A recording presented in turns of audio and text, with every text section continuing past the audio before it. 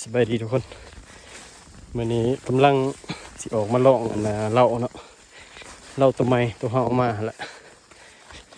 ที่จริงก็ยิ่งอยู่เฮือนแล้วเนาะประมาณ20เมตร20ไปเมตรนี่แหละแต่ว่าอยากมาลองประมาณ50เมตรเนาะก็เลยได้ออกมานอกหน่อยนึงมาเลาะหาบนยิงยามนี้มันน้ำท่วมฝนตกบนได้กับเปื้อนก็เลยสิมาเลาะหายิงแถวป่ามักเก่าเหล้าก็เป็นเหล้าอันตัวเฮาเอาลงหั่นเนาะทาง WhatsApp เรากันพาวเวอร์กับเราโลทายาวประมาณ40เซนนี่แหละนะเอาไปเบิ่งนำกัน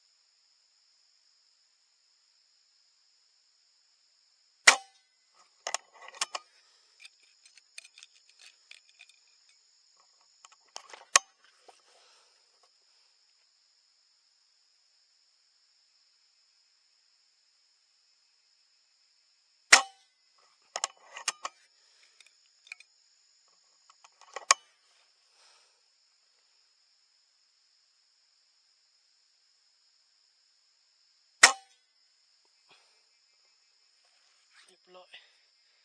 ระยะ54ลาก็เอามื้อนี้ออกมาลอง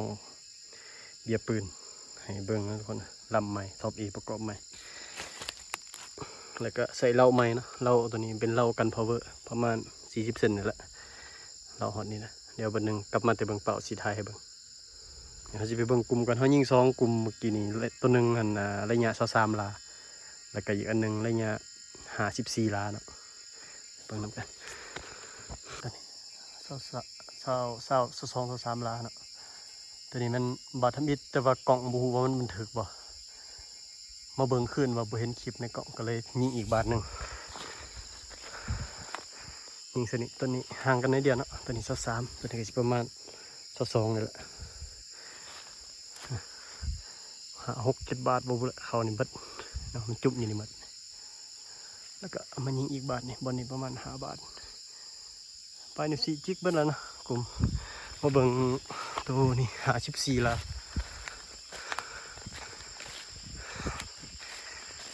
เราประมาณ40 ถ้วนบริแทกละเอียดนะเพราะว่าเขาตัดใส่บูทนี่ยิ่งระยะ54 ลาทุกคน6 บาทเด้อยิ่งเขานี่มีลูกเดียวรุดลงต่ำหน่อยหนึ่งนี่เนาะที่เหลือแล้วมันเขานี่มัดเกือบอย่างว่าเขาอ่านว่าหู้เดียวก็ได้แล้วเนาะบอลเขาบัดมีแต่ลูกเดียวต่ำหน่อยหนึ่งยิ่ง54 ลาก็กลับมาลองเบิ่งกลุ่มเนาะลำนี่ตัวเขามาลองมันนี่จะเป็นท็อป A สุดยิงท็อป A นะสปริงนะสปริงหลังปรับใส่ละเอียดแล้วเพื่อความเสถียรสูงเพื่อให้มันเสถียรให้มันสมกับเหล้าว่าซะพอดีเขาได้เหล้ามาใหม่เหล้าตัวใส่นี่เป็นเหล้ากันพาวเวอร์นะทุกคนกันพาวเวอร์เหล้าไต้หวันเขาเอามายังอยู่ตอนนี้มีแต่กันพาวเวอร์เส้นนี่เส้นเดียวก็แล้วก็โลธาเนาะเส้นหนึ่งแมนคือกันทุกคนแมนทั้งสองแต่ว่าเขาเอาแต่เส้นนี้มาลองที่จริงก็ลองไปหลายเส้นละทางก็ใส่ตัวนี้เนาะทางคาร์บอน0.5และแล็กเขาจะเป็นแล็ก12 แวนทุกคนแล็ก12 แวนใส่เป็นเกรดวัดไวมาเนาะตัวนี้เป็นตัวของแท้สั่งนำเขาเลยตัวไวมาตัวนี้มันจะทนแล้วมันทางในมันจะเป็นหัวกองสีทองเนาะกันน้ำกันยังได้ดีตัวนี้เป็นเล็กเดิมๆเนาะทางในบริเปลี่ยนยังเถอะบริแต่งบริเปลี่ยนแวนบริเปลี่ยนซูเปอร์ลีนตัวนี้ยังเป็นเดิมๆเลยคือถ้าเขาสิแปลงกับตัวเมื่อมันไหลเนาะหรือว่ามันเพะเขาจึงสิเปลี่ยนถ้าว่ามันยังดีเนี่ยเขาก็สิใส่ไปแบบนี้เรื่อยๆเนาะ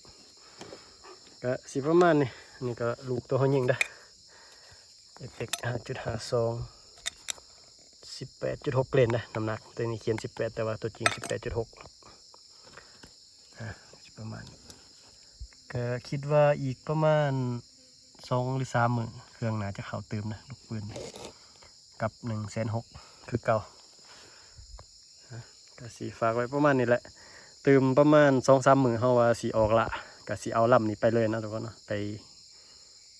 ปแหกมานซะเพื่อเจ้าของใหม่สิมาเอาไปแหกมานให้ก่อนเจอกันไหมบัดออกละ